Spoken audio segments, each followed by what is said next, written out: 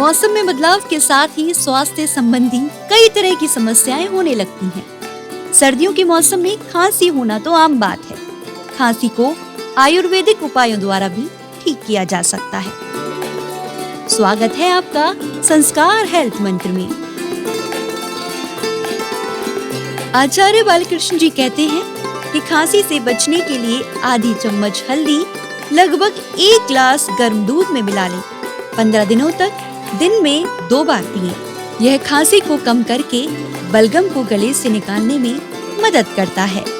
यदि आपको बहुत अधिक बलगम की शिकायत है तो आप 1 चम्मच देसी घी को गर्म दूध में मिलाकर पिएं।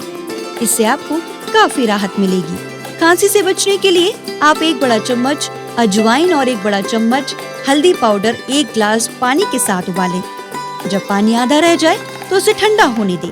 उसके बाद थोड़ा सा शहद इसमें मिला लें। इस सिरप को दिन में 2-3 बार पिएं। यह छाती की जकड़न को समाप्त करके खुलकर सांस लेने में सहायता करता है। कैसी भी खांसी हो, उसमें काली मिर्च फायदेमंद होती है।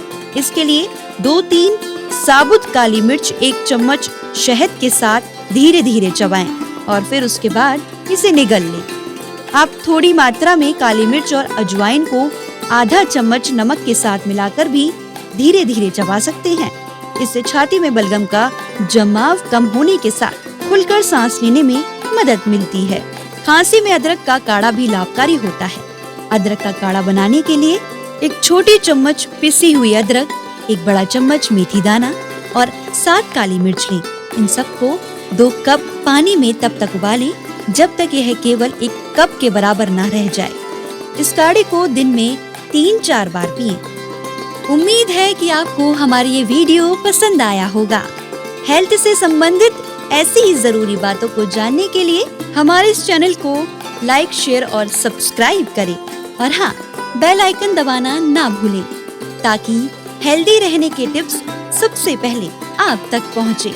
रखिए अपनी सेहत का ख्याल। नमस्कार।